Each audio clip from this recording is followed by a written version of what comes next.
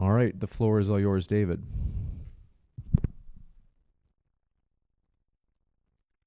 Well, Jake just destroyed Islam for us, and for that we can all be thankful. He actually proved that the Quran has been corrupted. We'll see how in a second. As for 929, I have no idea where he's getting the idea that I've never said that Jews and Christians would be required to pay jizya in an Islamic state. I've only been saying that for years. Somehow he thinks that's a problem for the Islamic dilemma, the claim that the Quran affirms the inspiration, preservation, and authority of the Jewish and Christian scriptures. All you'd have to do is add on, if Jews and Christians refuse to follow their scriptures and you're in an Islamic state, they're going to stop you from going around and preaching your message. How that destroys the Islamic dilemma, no idea. In my opening statement, I laid out my hypothesis. I said the author of the Quran believed that just like the Quran, the Torah and the Gospel are inspired, preserved, authoritative words of Allah. The author of the Quran knew that Jews, Christians, and Muslims had some different beliefs, but he attributed these differences to Jews and Christians misinterpreting and distorting their scriptures. You could also and there are some differences in the laws because Allah wanted there to be differences in the laws there. But he didn't attribute these differences to Jews and Christians corrupting their scriptures. And I said, sadly for the author of the Quran, these different books don't actually agree on their core doctrines and stories. But he didn't know this because he couldn't read them. He had to rely on hearsay. Remember, Muhammad is called the ear.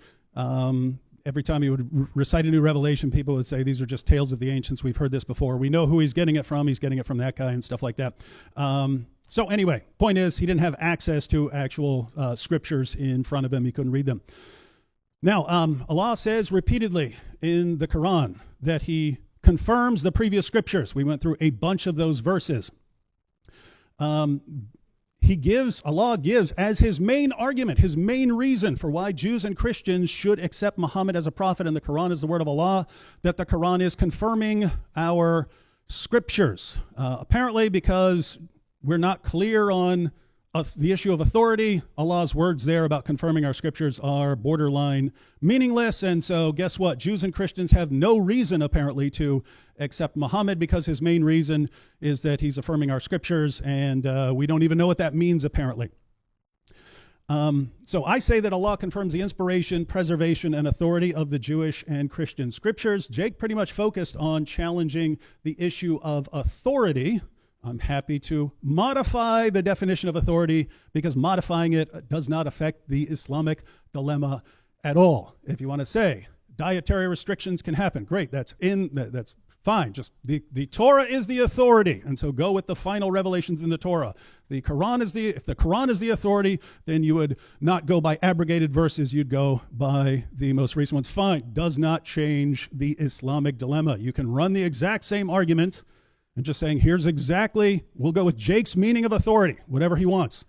In fact, that's how I formulate it. You can toss out the authority altogether. The debate topic is there an Islamic dilemma? You can completely ignore the issue of authority and just say inspiration and preservation. You can run the argument with that. If the Bible's been preserved, if the Torah's been preserved, and the Gospel's been preserved, the Islamic dilemma works. You can even just go with one verse of the Bible. You can just go with one verse of the Quran. You can say, Surah 5, verse 47, Allah says, Christians judge by the Gospel. Okay, I'm going to judge by the Gospel. What happens? I go to the Gospel. I'm going to judge by that. What do I do? Well, I go to the Quran. It doesn't line up. So I have to judge that the Quran is false. Or I can reject what Allah says and not judge by the Gospel, in which case I'm rejecting Allah. Either way, I'm not going with Islam. You can do it with one verse. You can formulate the Islamic dilemma in a ton of different ways. So hasn't done anything to change the fact that there's an Islamic dilemma, and even going with some sort of say whatever you want about authority doesn't affect the Islamic dilemma. He went on to say that the Quran is, if the Quran is only affirming part of the authority of the previous scriptures, then he can say that means only parts have been preserved. That's very interesting, because there are parts of the Quran that aren't authoritative, the abrogated verses, and therefore, according to him, we can say that parts of the Quran have not been preserved and they've been corrupted. And so, what we have here, he says, I'm saying Allah is. some reason he said, I'm saying Allah is not clear on what he's confirming or not confirming. No, he says exactly what he's confirming. He's confirming our scriptures. I said, if he's not doing that, then he's just so unclear we can't know anything he means. And if you're fine with that, fine. That's the takeaway of the Islamic dilemma would be, if Jake is right, Allah is a terrible communicator. He tells people to believe in things and judge by things that they can't.